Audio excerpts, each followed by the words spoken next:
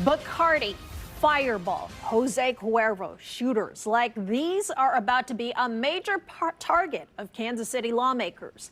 The city plans to ban them in certain parts of the city. The city's director of public safety says the ban would affect liquor up to 35% alcohol. The largest size affected would be half pints under 7 ounces.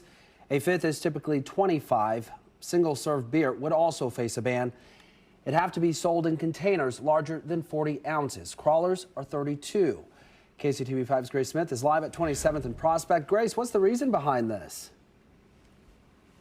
Hey, Zach, just standing here right before our live shot, I picked up 2 of these small bottles. They're literally everywhere. And managers tell me that customers love to grab these in and out. Now, city managers, they want to get rid of these because they think it will help reduce crime.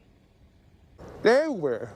Visit a bus stop or gas station in the Prospect corridor. You can't miss these little shot bottles. What we can do to stabilize. Lace Klein is the director of public safety for the mayor's office. She wants to do something about this, as she believes these sales fuel violence. There's research out there suggesting that by reducing the sales of certain products, you can improve public safety related issues, public disorder issues, and quality of life issues.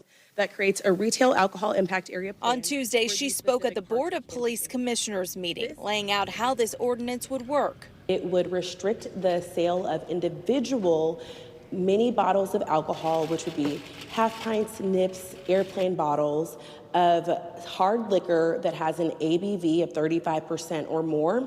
And it would also restrict the individual sale of malt beverages, which does include beer under Kansas City's ordinances, that have a container size of 40 ounces or less. Now, this wouldn't be a citywide ban, only in high crime areas. Take a look at this map. This only applies to stores with liquor license in the Prospect corridor, Independence Avenue, parts of downtown, Blue Ridge, and Midtown. The goal through the ordinance is that by restricting these sales, which have been linked to increased disorder in these areas, that by putting in this type of prohibition, we would see neighborhood stability where we're not getting voluntary cooperation from stores. Some here agree this might help, but they say people are the problem, not the product.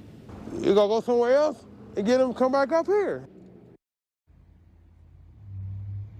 Lay says they looked at other states like Washington and California who have similar ordinances in place right now. Now, the mayor is expected to introduce this ordinance next week. We will, of course, keep you updated.